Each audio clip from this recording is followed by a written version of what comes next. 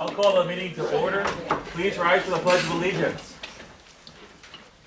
I pledge allegiance to the flag of the United States of America and to the republic for which it stands, one nation under God, indivisible, with liberty and justice for all.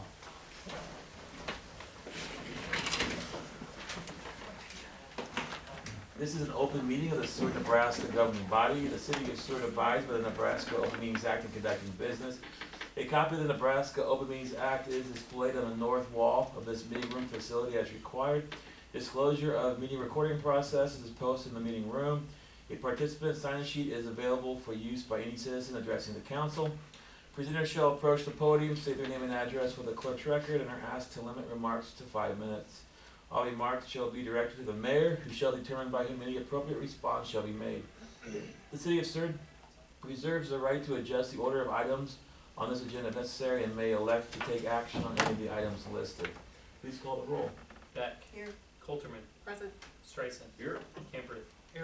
Singleton. Here. Hendricks. Here. Wilkin. Here. All right, first two items this evening make up our consent agenda. Move to approve. Second. Your motion and a second. Is there any further discussion? Seeing none, please register your votes. Please display the votes. Voting in favor: Wilkin, Beck, Camper, Colterman, Singleton, Streisand, Hendricks, 7-0. All right, first administrative item is the Seward Special Olympics program discussion. Welcome. Thank you. Yes. I am Donna Eiding. I've been head of delegation here in Seward for 21 years. I have Louise Morschultz. She's been with me for 21 years. And also tonight, to help address any questions, we have Professor Tanya Miladol from Concordia. And we have Tanya Hill, right? Taylor Hill now, from Special Olympics Nebraska. I'm changing her first name. She just changed her last name. Taylor Hill. Okay. Have you had a chance to look at the information that was put on the agenda regarding Special Olympics here in Seward? Or do you want me to kind of go over it a little bit? Yeah, just give us an overview, would be great. All right, Thank like I said, Louise and I have been in charge, if you want to call that, of Special Olympics here in Seward County for about 21, we're starting our 21st year here this fall. And we currently have, I counted them up today, we currently have approximately 32 athletes active in our program right now. We've had more at once upon a time, and we also have had some athletes come to us from David City, because if they don't have a program in their area, they're welcome to join another program. And so we've had about 8 athletes that have come down to join us from various. And we have had about 8 to 10 coaches that volunteer their time and expertise on coaching our athletes. We do 5 sports: bocce, basketball, bowling, track, softball, and basketball. Yes, thank you, Tony. Good. And so we have been very, very fortunate the last 10 years to use the facilities at Concordia and work with their adaptive PE class, coaching the basketball and track. And it's been a win-win situation for everybody, the athletes as well as Tanya's students, to be able to have hands-on with the individuals with disability. Our athletes are always thrilled to know that we can go up there each year. So we spend probably January, February, March, and we'll start in September and October. So a good 5 months with them. And the program is about a 10-month program. As Louise and I are aging, we have decided that maybe it's time to pass the torch on to someone else to kind of run the program. And our first thoughts were to see if the city of Seward would be interested in doing what Louise and I have done for the past 21 years.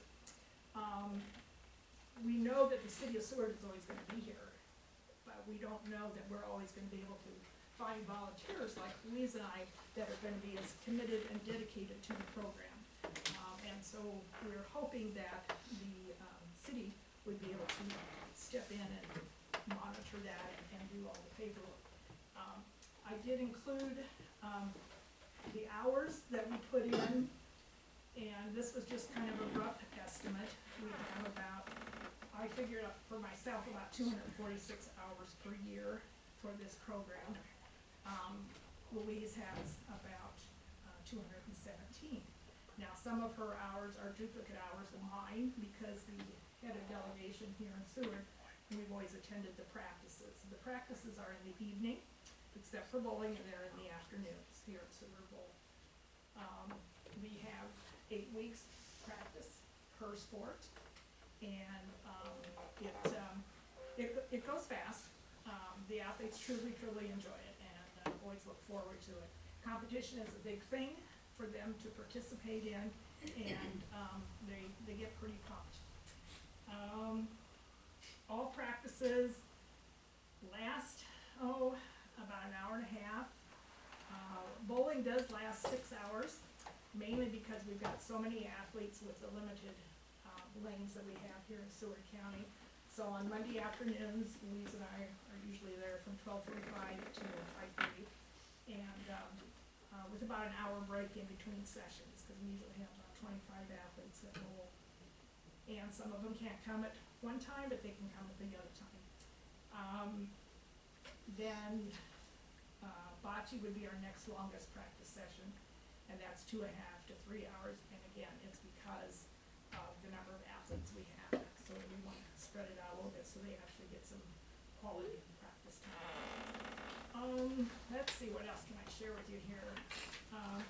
We've been very fortunate to have funding from donations from the community, the ARC, Seward County, Seward Knights of Columbus, United Way, and then Special Olympics Nebraska has what they call the Big Red Raffle. Athletes have the opportunity to sell these tickets, and first prize is a season ticket to Husker football, along with travel vouchers. The second prize and a big screen TV, and other prizes in the past. And that's always, it's across the state of Nebraska. Any money that athlete raises for their team stays here in Seward. Doesn't get divided up amongst it. So that's how our funding goes. And another reason for maybe looking beyond Louise and I is there's a lot of future potential growth for Special Olympics here in Seward. With the wellness center, swimming, we can't offer swimming right now to our athletes, and I know there is interest. Unified competitions with athletes and others. There's sports clinics, sports camps, and of course the torch run. Seward hasn't participated in that quite a few years. So, any questions that I might be able to answer for you? Any questions or comments from the council? And I was gonna have Tanya and Sure. Taylor kinda share some of their information with you. Welcome, please step forward. So like Donna said, my name is Taylor Hill. I'm the volunteer director with Special Olympics Nebraska. So I've been with Special Olympics Nebraska for about 4 years now, and I will say with Donna running this program, it's been amazing to see how much it's grown. There is actually now a Seward team in the schools. So there's a school-based team that participates in unified programming. So knowing that those kids will want somewhere to go after they graduate from high school and to continue to participate is great, knowing that the community is willing to take that on. I think Donna has done a great job running that team, and so if we can keep it going in whatever way. We do have another team through Special Olympics who does operate through a Parks and Rec department. That is our Lincoln Shooting Stars. So they are funded through their Parks and Rec department. They are probably one of our most successful and largest teams throughout the state, because they are able to offer those resources to their athletes, like facilities, coaches, someone full-time. It is a volunteer position to be Donna, but it's almost a full-time position with the amount of athletes they can take on, the amount of paperwork, follow-up they have to do, reserving facilities, fundraising, and just keeping track of all their athletes and ensuring they're able to compete and competing at the best they possibly can. I know they're always willing to help as well. I've reached out to that head of delegation in Lincoln, and they're willing to answer any questions you guys might have about how exactly that operates. We don't know. They're a little bit larger than the 30-person team that Seward currently has. Is there anything else? Any questions about? So are you envisioning then that this would be folded underneath the city's current rec program? I think, yes, I'm talking to Donna, I think that's what she foresees it looking like, and that's, like I said, what Lincoln currently does. So I did kind of take a look at your Parks and Rec webpage, and you guys have like youth football. That could be another thing offered under youth football. We do offer unified programming. I don't know if anybody is as familiar. Seward currently doesn't compete in any unified sports, but unified is our Special Olympics athletes who compete along their typical peers, so like a sibling, parent, cousin, friend who wants to be their unified partner, so they're unified bowling, so they compete as a pair in bowling. They can compete on a basketball team together, so it kind of opens up the possibilities of how many more people could be competing for the team. Are there other communities our size that follow that structure? Yes, so I want to say now since Unified has started, over 90% of our teams throughout the state offer some sort of unified programming. As far as having them under the city park and rec department? No, only the Lincoln Shooting Stars are the only ones that currently do it. It is something we would like to see kind of grow as we see our coaches who have been doing it for 20 plus years, like Donna, are starting to kind of realize this is a lot to keep going, and we want to ensure that these athletes continue to have somewhere they can go and compete, socialize, and kind of be cheered on. So we want to look and see how successful this kind of format could be for our teams, because I know there are some coaches getting up there who would like a way to know that this is going to be carried on for their athletes, but maybe can't do it anymore. Is there a timetable when you would need a decision?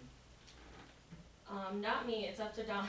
Whenever Donna says she's done, I think that's kind of when she would like a decision. Well, to be quite honest with you, we usually start our yearly events, I guess, in September. We do a fall track practice to get our 8 weeks in.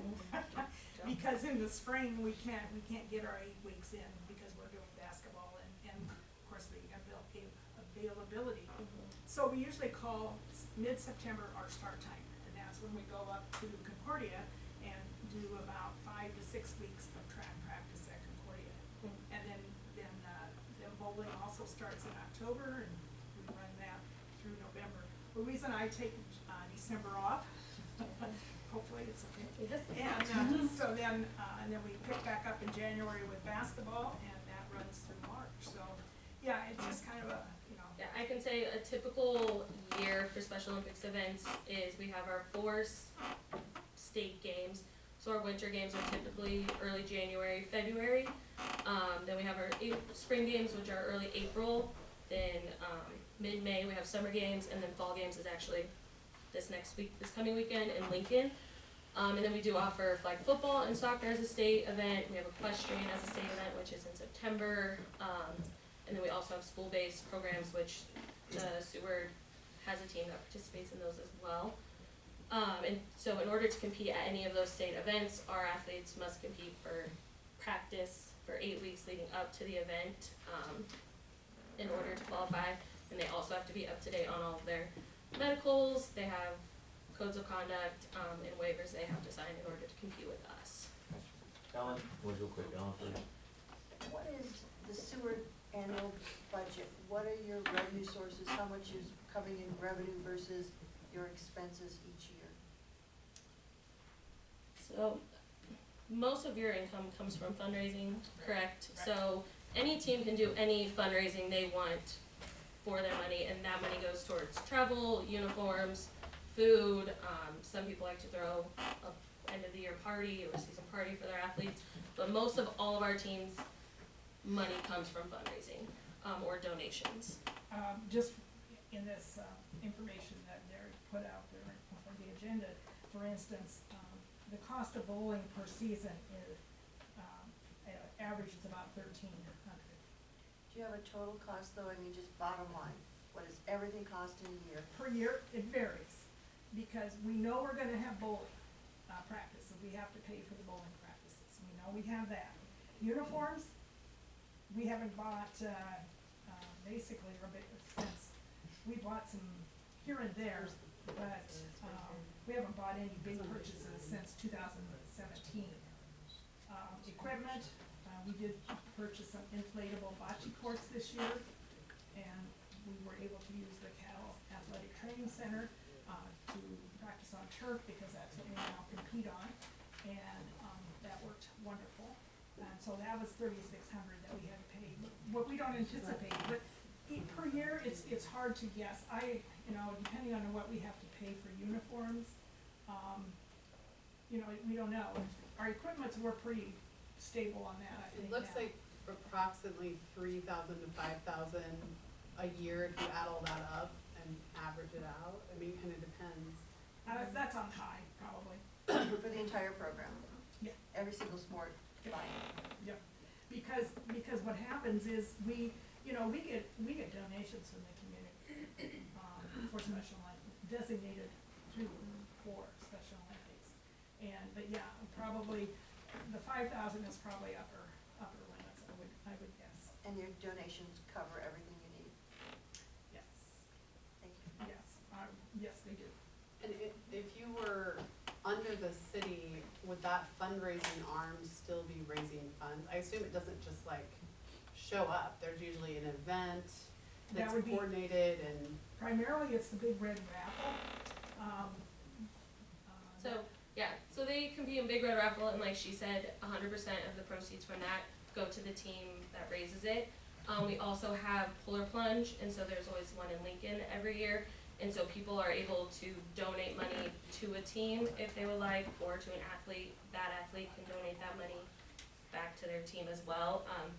I don't foresee, I think fundraising can still continue as if they are a Special Olympics team, because that's what it's there for. And we have a accountant in our office who handles all of our team's finances. And So Donna, what do you coordinate in terms of fundraising? We do the Big Red Raffle. That is primarily our fundraiser here in Seward. We have had an individual donate to us through the United Way, through their employment.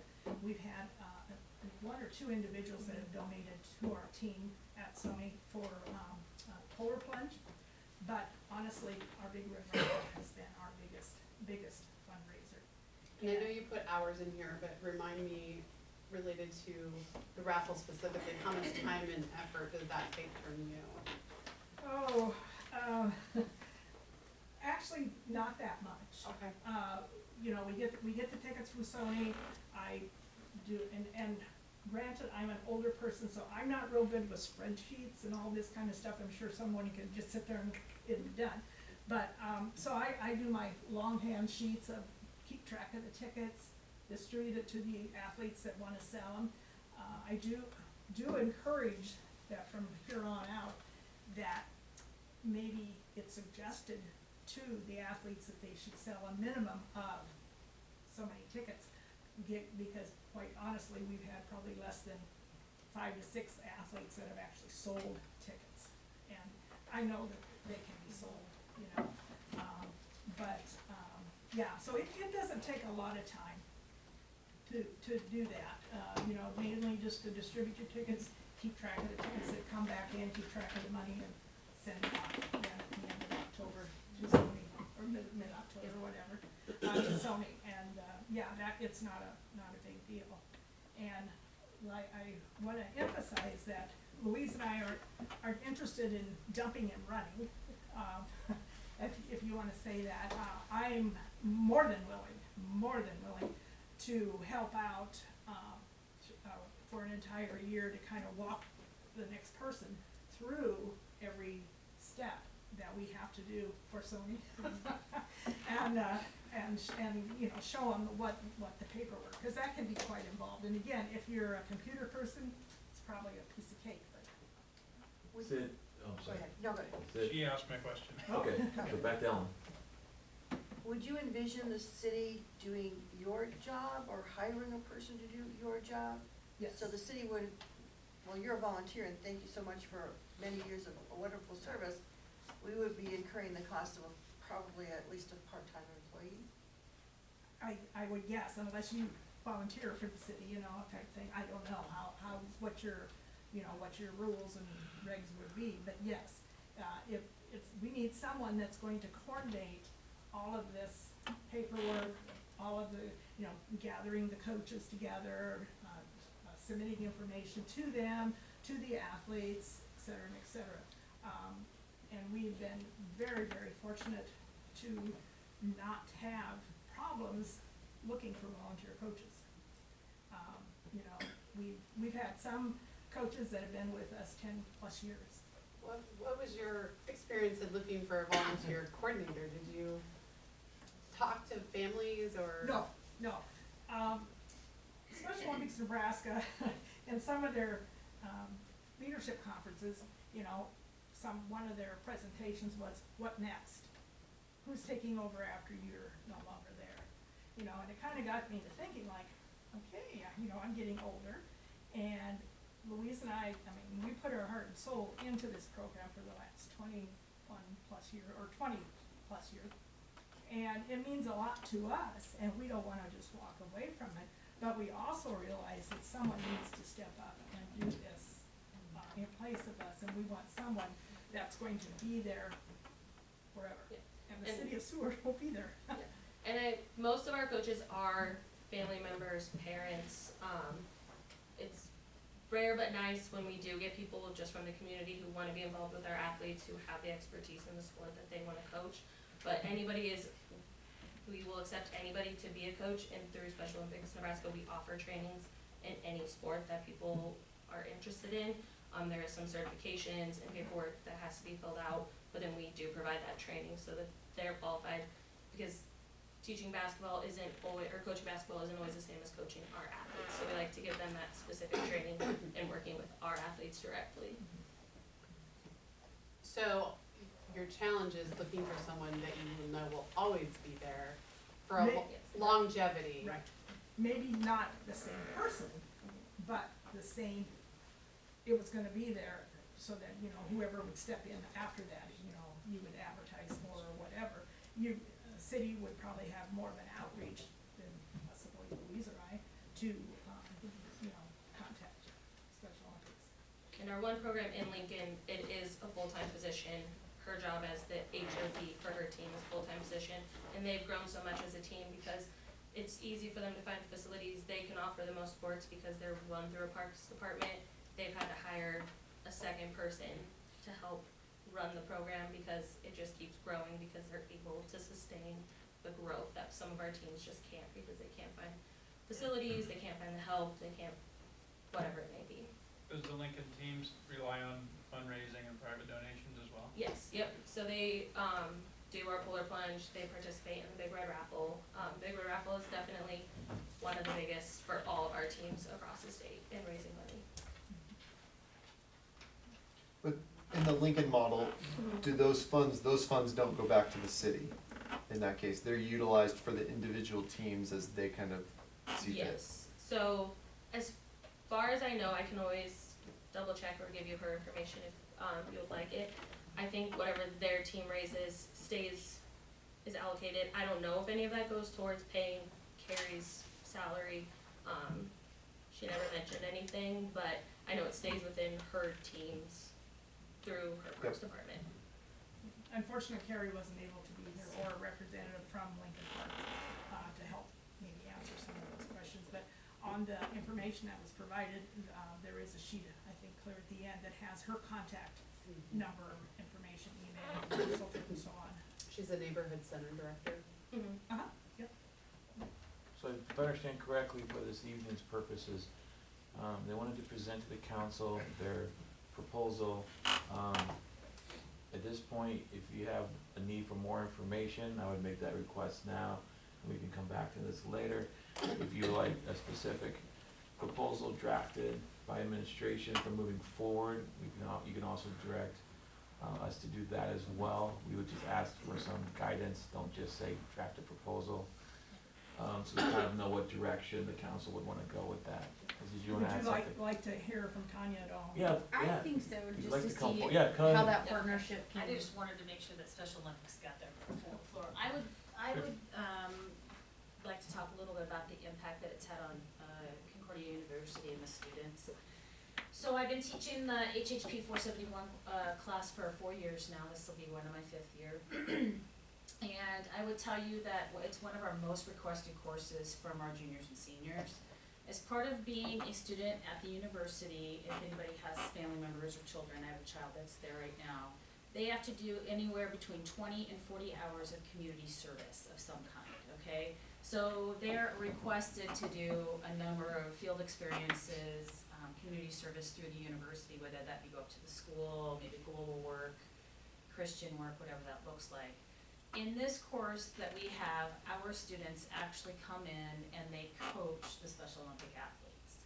So whatever that sport is, and typically we have track and basketball, then we break our students out. And I usually have right around 20 students in the class, it depends on the semester. And then they earn field experience or community service hours through that relationship. So we have our class in Walls, that's where our class is hosted, and then typically the athletes will come into the field house and we meet them in the field house, and that's where they have their practices. So there's no exchange of dollars and cents between us, okay?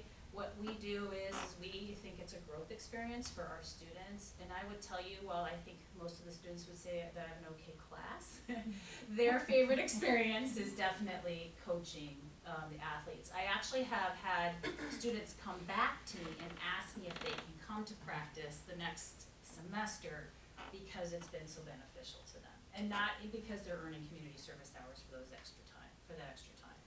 I have one student that helped the summer with bocce, and he reached out to me and said, hey, I really want to be involved, and he's been, I heard, phenomenal. It's been phenomenal. So from my personal experience also, as somebody that's there all the time with those, with the coaches and the students, and we're monitoring everything, every year we've added additional time and connection with the athletes. Like this year, okay, you guys are gonna get a chuckle out of this, but this year I said, you guys wanna write a paper, or do you guys wanna go and work for 4 to 8 hours on a Saturday Volunteer. and volunteer at the Special Olympics event? And it had to be a 100% vote in the class. Not one person could say no. And I got 100% vote. Because they would rather have spent their whole Sunday. It was a Sunday. I have a lot of athletes, and you guys know that most of those kids are Friday, Saturday, right? They spent their entire Sunday from 8 in the morning to 4 in the afternoon with those athletes at that event. And when I came to class that next Thursday, they just said it was probably one of their best highlights of their entire time at Concordia. So I just want you to know that the value is there. We also have a public health and fitness, and I don't want to put anybody on the spot, sports, sports and rec degree at the university in the HHP department. So there may be some crossover, that there could be, maybe some of those kids could get some hours and some experience, especially in the sports and rec development area. So there might be some opportunity for further education as well.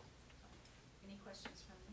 How do you see the partnership that you guys currently have, how do you see that partnership maintaining with this if it does Yeah. proceed? Well, I don't want it to end, and neither does the university. Like, and Amanda Geidel's, involved in all that, so this is something that is too high of a value to let it go. So whoever that is, we would have a point of contact, either myself or Amanda or somebody would be making that happen. There is no intention to ever have the people from the Special Olympics group, the children, the adults, whoever it is, pay for that time because it's too valuable. Because the students that are there are getting so much out of it, right, that's the payback for everybody.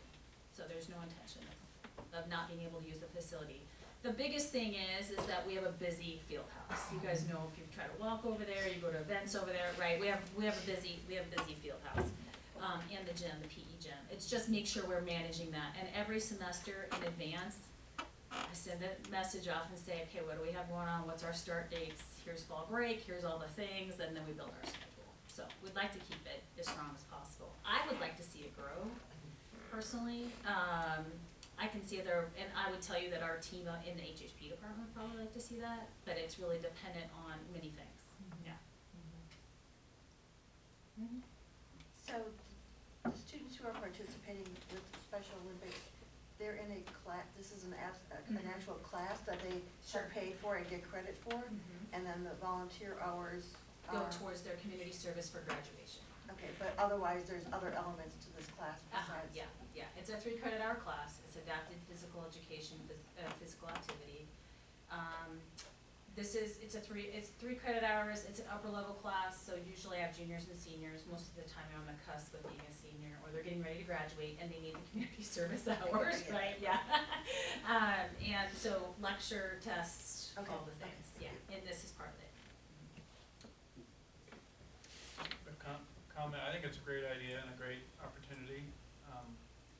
I guess I'd just like to see if somebody between Donna, you and Greg or whatever, just to kind of boil it down to like, this is what we think it would be, like a part-time person or full-time person, you know, how much we think it would cost. Actually, I was gonna ask, Bob, do you wanna weigh in on, have you been involved in these discussions and?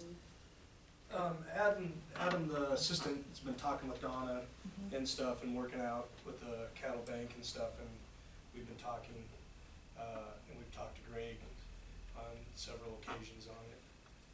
Just trying to figure out if it would be a part-time or full-time, because there are some evenings for practices and you know, at the bowling alley, you'd have to have somebody there for 5 or 6 hours to oversee that part of it. So figuring out if it would be a full-time or, you know, a part-time with benefit type deal like we do with some of our other part-time, and what that cost would be to go forward with that. So you guys are open to it, just looking at how it would fit and what the cost involved? And if we were able to do it like they've been doing it for that many years, you know, be able to find the right person to keep, you know, that maybe had some kind of experience, you know, with the donation part and that part, because there's a lot of time, you know, starting in September, you know, through that 10-month period where they're going quite a bit. There's a lot of evening hours and stuff involved there too.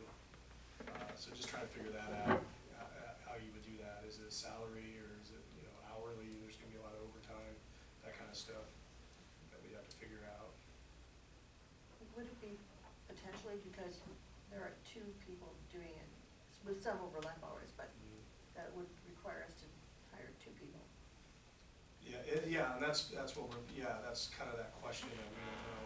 Do you have to have, you know, a full-time and a part-time and stuff, you know, our fields and them using the cattle bank isn't an issue. It's there and they've been able to store their stuff there and use it, and it's worked out well and things. So now if it keeps growing like it has, you know, we might run out of gym space or, you know, something to that effect. That's always an issue, gym spaces and stuff, but which is a good thing, but in a bad. But I hear the general consensus is more information specific to cost. Is that kind of Yeah, where? kind of just general, a framework of how this would operate, you know, with who we hire, how much it might cost, Just what would we do, you know. On We the gotta have a hours that budget. On the hours that I included there, I figured there was 184 hours of Louise's hours that duplicated my hours. So whether you need 1 or 2 people, that's, you know, I don't know. We just traveled as a team for the last 21 years. But, you know, so, you know, you don't necessarily need 2 people at the practices, or at competitions, whatever type thing. So, you know, just my general thoughts would be 1 person is sufficient to do it. So there's never any overlap between different teams doing different things where you need more than 1 person to split the duties?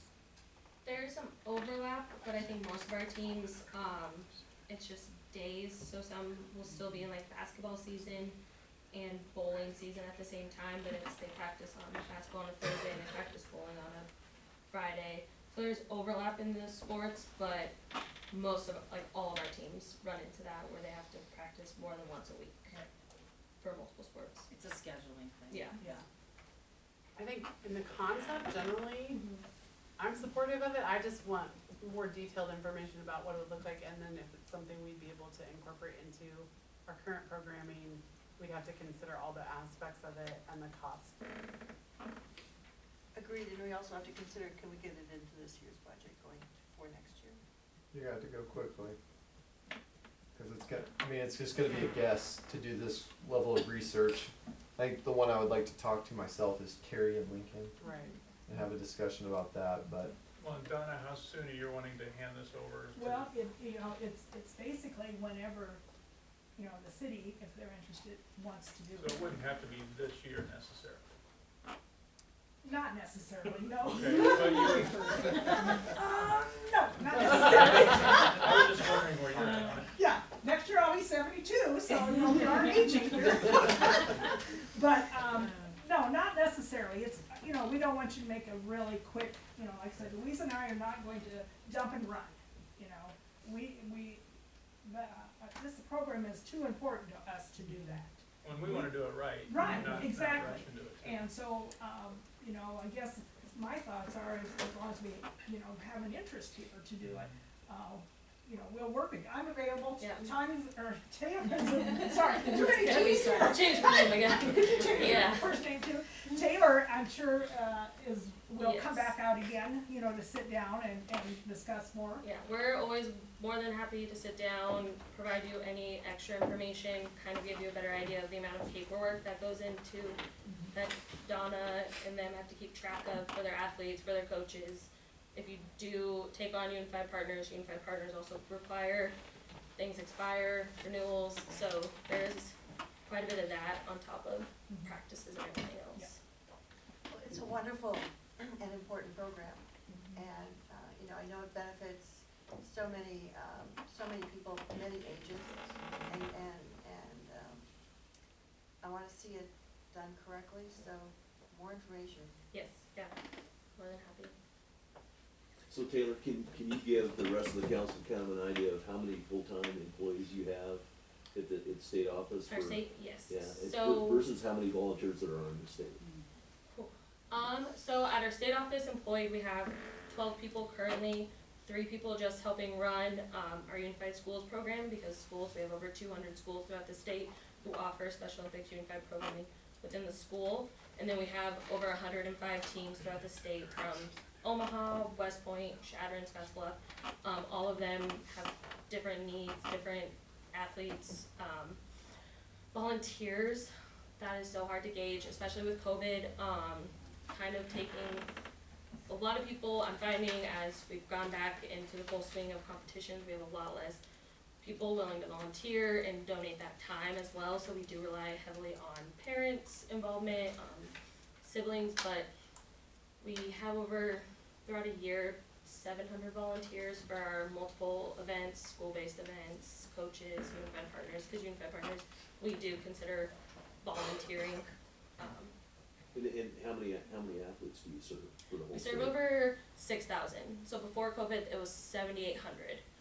But currently, with the decline and some people not coming back, we're at just over 6,000. So, and the point I'm trying to make to the rest of the council is it's always been a really volunteer-centric organization, right? Yeah. So, one of the fields, even with Lincoln Parks and Rec, and correct me if I'm wrong, if I'm off base, but Lincoln Parks and Rec just has a huge volunteer support network Yes. with parents and Mhm. fundraising and just people that volunteer. Yes. So that, moving along, Bob, in what you and Adam are thinking about and turning it over to Parks and Rec, you have to get on board with, gosh, that's a lot of volunteers to coordinate. And so you're always kind of recruiting, trying to retain them, give them a pat on the back or whatever. And I know that, right now you have a lot of volunteers to help with your program, to make your program go, but Special Olympics is that much, put that on steroids as far as trying to coordinate volunteers. So, and Taylor, you're the volunteer coordinator, right? So Yeah. that's impossible, Yeah, right? it's a lot, and I know with the Lincoln Shooting Stars, they do rely on their current current employees, I think sometimes just to help in those practice situations, since they're already there working, they kind of help just keeping the athletes and making sure they're doing their drills. If they're in our system, it's always hard to gauge, because some Lincoln isn't Omaha, so we can't go check up on them all the time, but there's definitely a need for a lot of volunteers when it comes to our athletes. And so for what Taylor's job is and stuff, not that, you know, there used to be somebody that did your job with my same last name and stuff, but not that I have any inside scoop on it. But, yeah, it would be Maggie. So, I guess the increase in paperwork and stuff and background checks on coaches and families and, you know, there's forms there that when Tammy and I did this 20 years ago, before we bailed in a quick hurry, without a parachute right now, sorry, apologize. There's just so much more paperwork involved and, you know, medical, Yeah, the forms forms and- are here. Yeah. And there's a I- lot. They're Yeah. included in there, there's Yeah. 32 So pages of forms. there's no way I Yeah. could have passed that background check, right? I mean, there, you know, there's reasons why there's forms in there like that. And Taylor would let you know. Yeah. Yeah, if Taylor, It comes straight to me, I'll she would have see. kicked me out. Yeah. So, but I just wanna give the rest of you a flavor of how volunteer centric and how passionate people are, about the program, because it is, you know, kids simply, Yeah. so. And if it, of any consolation, I know Louise and I would gladly stay on as volunteer coaches for bowling. Yeah. You know, Louise's son still bowls, and, my son still bowls, so, you know, that, Yeah, you still have an interest in Oh, yeah, and you want to absolutely, like I said, succeed. I, And Tammy feels that way too. Yeah, You know, yeah. obviously, you never Yeah. quite, it's always yeah, there. it's in and your blood, It is, for it sure, is, and so. it's, you just can't help but, no. But it's a little bit different, it's a little bit different animal for Bob and Adam, they have to have some time to think about it. They need, you know, administration needs time to talk to, you know, Lincoln Parks and Rec. This would set a precedent for other communities our size around. So we would be cutting the trail, we would be trailblazers on this, I believe. Just think Yeah, about it. no, I think yeah. if you are willing to take it on, we would kind of look at this as a model of how well it works and how other communities can adapt it, because there definitely are those communities. I wanna say over 75% of our coaches are like Donna and started 30 years ago, and now they're coming to the age where they're like, I can't keep doing this, it's almost a full-time job, but I'm volunteering and getting up there in age, this is hard to keep track of. We're moving more towards technology, online, everything, and that's, I know, hard to keep up with sometimes, so we can kind of see a successful model beyond LinkedIn, because they've done it for so long. We don't know what it's like to start it kind of from the ground up. So And no there's pressure. so No much- pressure, no pressure at all. Just Well, get it right. You've hit a good community and some Yes. very smart people, so I'm gonna build them up. We have Yeah. seen, and Taylor can attest to this also, that when your volunteer, HOD, whatever, is done, and if there's nobody to step up to the plate, that program could potentially dissolve. Oh, absolutely, You know, yeah. Then it's our job to either find those athletes somewhere else they can go, maybe not in their community outside, and that's always a pain with services and just transportation alone, so. We It's have, nice. in fact, we have 3 athletes that come to us, one from, by McCool Junction, because York doesn't offer a couple of programs that he wants to participate in, and, 2 ladies from Garrison. So they drive 25, 30 miles just to compete in, Special Olympics, so it is important to these individuals. So with our budget being a few months away or 6 weeks away, is 30 days something legit to give you to talk it over with Carrie and finalize some discussion with them so that we can at least get it in the budget for next year? Potentially. I feel like in our discussions with this, and I will note this was presented before Parks and Rec Board. I don't know that they made any specific recommendations or otherwise. They just said, thanks for informing us. Go meet with the council now and kind of pass it along. And it may Bump be, it up. they may need to have some input on this as well. I envision it being probably a part-time position minimum. I just don't know how you pull this off. The problem is Donna and her crew, they know what they're doing. And I think there's another element involved in this. As you heard, Donna, they they got into this at the beginning for a very specific reason. And I think you're gonna need somebody that has that same passion. So we're looking at a very specific sector of people that are gonna do well in this job and have the commitment and the drive and understanding that we We've can't. got a great source. I know. As I say, well, and we But- have, I'll recruit for you. I'll be honest, I think where it's gonna come from is not, it's gonna be somebody like Donna and somebody else that's invested in this in the forefront because of a loved one or otherwise. I think that's gonna be your best bet, and we're gonna have to have some, me and Donna and Adam are gonna have to have some conversations, because we're going to be focused on trying to find that person, or if that person even exists. and I think as your team stands now, I think a part-time, it would be reasonable for how, the size of your team, the sports they compete in, and maybe once you do take it on and as it grows, it can become a full-time position if you see the need.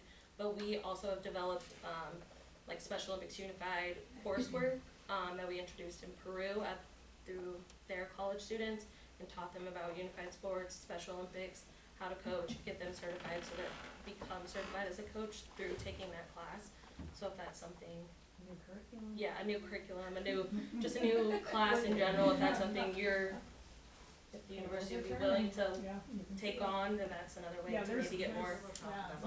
numerous possibilities, and like I said earlier, potential for growth, because we don't do unified sports, we don't do swimming, we don't do, we don't do the torch run. There's many aspects to Special Olympics. And now that it's could really- in the school system, there's about 15 students that compete, and so to have a place for them to go once they graduate to continue to compete, so those would be inherited Yeah. hopefully by the program as well. And Special Olympics, I believe, is that just for middle school, the in-school program? I think right now it's just unified. And so athletes can start participating in Special Olympics at age 8. So there's 8 to No age 12, limit, to yeah, 12 yeah. that, they could do with the city team Yep. or whatever. They wouldn't be eligible for your school, right? Yes. So a draft, very specific one, would be to have a conversation with Carrie, to pull your Parks and Rec board together and department heads and have a conversation to see how you can plan it into budget, with you guys still carrying on, because September is here, to proceed forward with your year. And then, after the first of the year, we should have enough knowledge as far as to be able to slowly merge everything together, if that's where you wanna take it, to then hopefully by September of next year in 2023, we could relieve them from their full-time duty and just have them volunteer to help us get it going, so that Yep. we know the plan. That's a potential. Again, the other mark that we're missing is there's no comparable anything for this. I don't know what to offer as how much to pay anybody for this, because I don't know, again, in this labor market, Yeah. it is a guess. We're gonna throw a number out and then, I think in having the conversation with Lincoln, given that they have a position, it's a place to start with a conversation. so. I think we can continue the conversation. I think me and Adam need to sit down with Donna and hash through some more things on it, but we can continue to move it forward. Again, it's not barring catastrophe, it's not a super substantial amount of money, but it's enough that maybe it's something that you wanna put a placeholder in there, and then if it happens, it happens. If we don't do it, it's still there, and you can start gearing up in the latter half of the year. I just wanna make sure too that we're not wasting their time, because if it is something that we choose not to do because we just physically can't do it, it's not fair to Donna and Louise to be sitting here being like, okay, my exit strategy for this is now I've gotta go find other resources, and that time span is up for them as well. So I don't wanna leave them hanging to where we might get around to you in 6 months, Right. but really and honestly, we Appreciate probably that. need to like Yeah, that's a good feel the point. pressure of keeping this going so that we have at least another report back here in 30 days. That's a great point, Phyllis. I think we have enough information at this point to move forward with this and bring something back to the council once we have done the research that we need to do and have the conversations we do, but in the meantime, we really do appreciate all your hard work, and I know it's Good Thank you, guys. substantial commitment. Just call, we'll Yeah. come down and Okay. chat anytime. Sounds good. Unless there's any other questions or comments from the council, we'll move on to the next item. Thank you. Thank you. Thank you. Alright. Next item number 2, consideration of an agreement with One Billing Solutions to provide billing and collection services for rescue squad and ambulance services for the Seward Volunteer Fire Department. Assistant Chief Brown, welcome. Thank you, Dan Brown, Assistant Chief, Seward Fire, 622 North 4th, here in Seward. Want that information? There we go. This is kind of just a recap. I was here last time I was here. There was gonna be a meeting set up. We had a meeting set up with Kelly and Greg, and I believe John was on it too, with One Billing Solutions. The question was, are they aware that we were planning to not send people to collections? I wasn't on a call, so I asked for your opinion. Yeah, I can kind of run through it. So from the collection standpoint, one of the big concerns, and Kelly had this concern as well, was do they understand that we're not collecting on this? And me and Kelly can firmly say, absolutely they understand this. 100%. They said a mass majority, I have my notes here in front of me, they expect that. That is their expectation, that there will be no collection on this. And they have no issue. I think they even wrote something in the contract and noted it, Yeah, just to there make is. Kelly feel comfortable. So, they even amended their standard contract to do that. So I think on the collection side, that issue is firmly resolved. We're not hiding something, from them, and it is completely within our control. Absolutely within the control of the city.